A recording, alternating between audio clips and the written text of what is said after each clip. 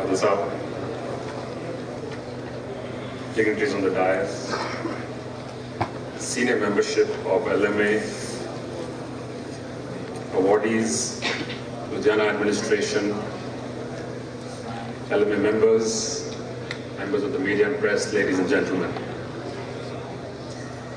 I have to say I was a little bit surprised when I got a call from LMA to come in to address the annual session today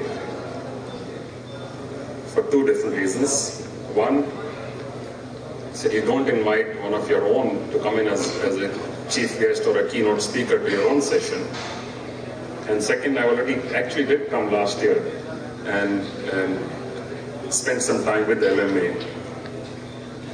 So both Rajinder and Jagdish called to say that it would be nice if you come. The Chief Minister is coming as well. The entire membership will be here. So it'd be nice for all of us to sit down and have a chat.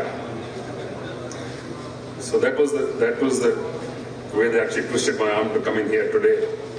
But I am glad because LMA is doing something special. In Ludhiana, this is one organization which has set many benchmarks in how a good institution should function. The question I've been asked to address is the economy.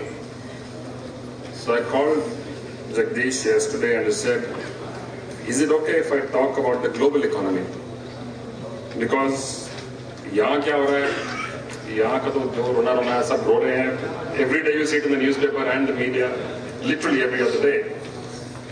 So there is nothing new to add in what's going on. So he said two comments, one which he repeated just now. He's saying, please tell us a little bit about what we don't hear about. And two, tell us what we can actually expect to happen, not just what is happening right now. So I will make a few comments on what I think can happen. And likely to happen will make me sound like an economist. And that's one profession I'm always a little bit wary of, because that's a profession in which you can always be wrong and still be well known. And there are many economists like this, actually. And as Oswald Saab said in his speech, an economist is somebody who can actually explain why what he predicted would happen did not happen and why it did not actually happen. So I'm a little bit wary of going into that territory. We have had a lot of focus on what is not right, on the negative, and also on the problems, both of the world, of India, and certainly also what's going on in Punjab and Ludhiana. One of the problems we have as a society is it's very hard for us to talk about the good stuff that's going on. And there is a lot of good going on. We are, even today, one of the economies which has the best debt to GDP ratio, both globally as also in the emerging markets.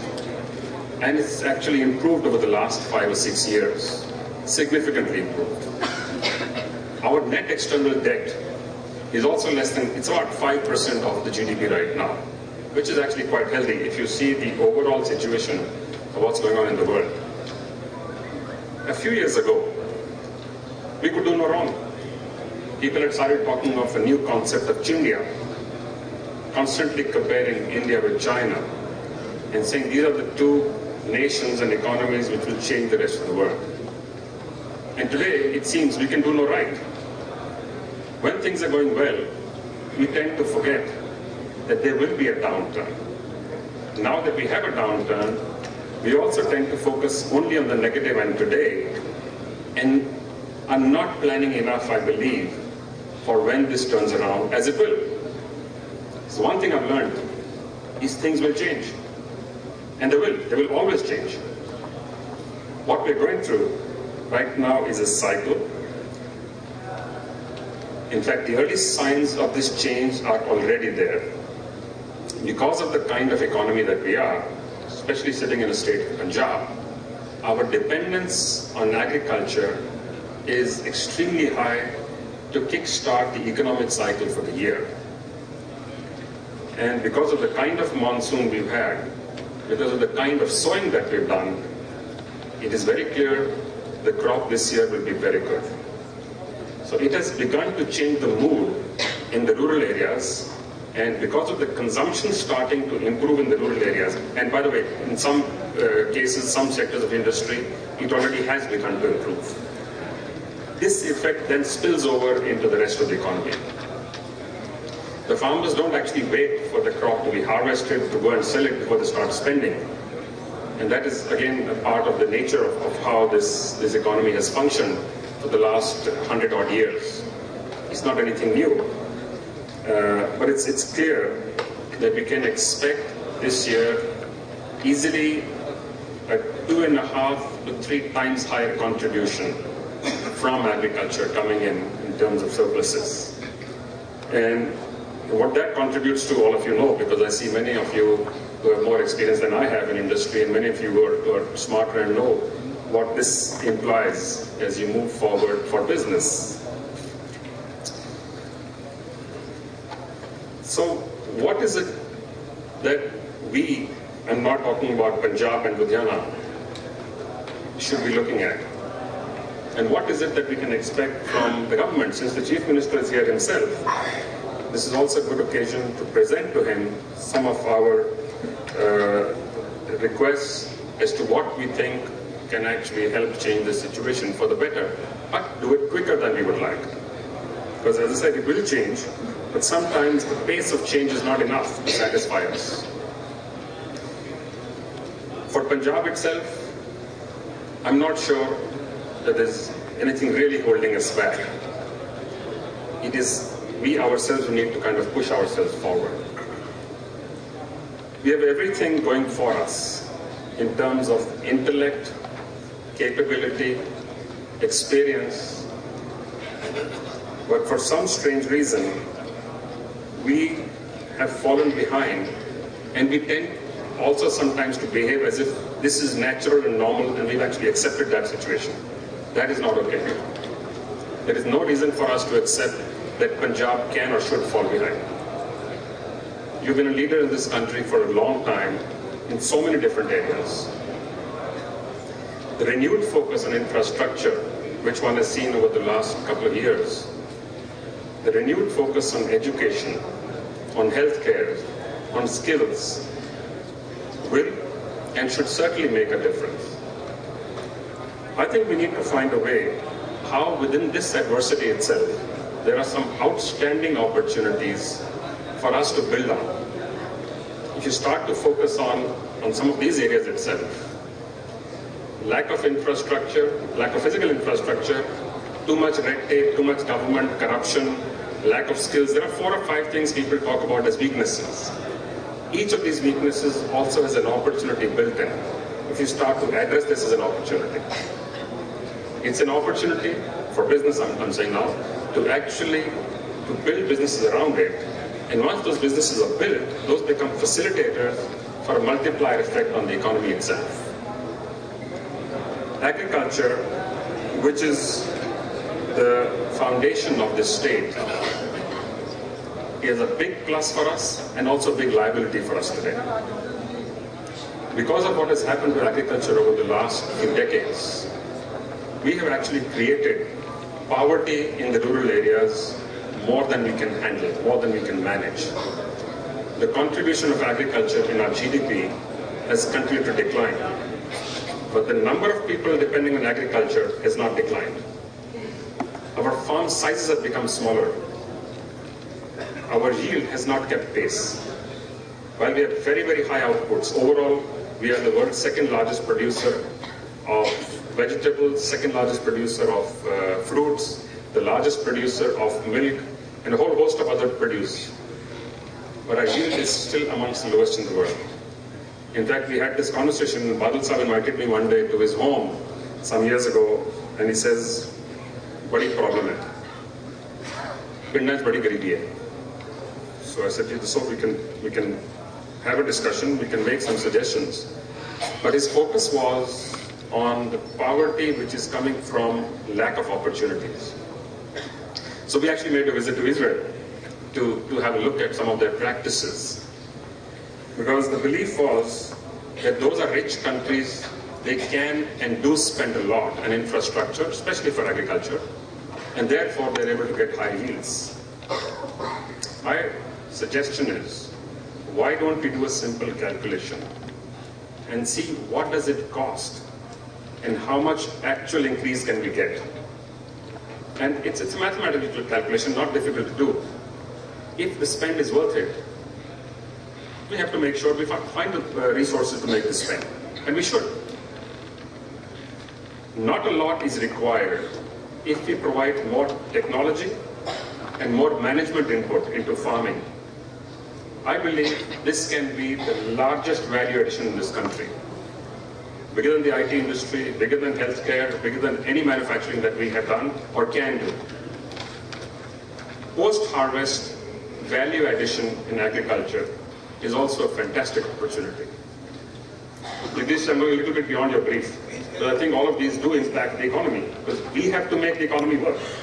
Nobody else. It's our own responsibility. We do value addition of only 6% to agriculture in this nation, which sometimes is surprising, but it's also a shame. Why can we not change that situation?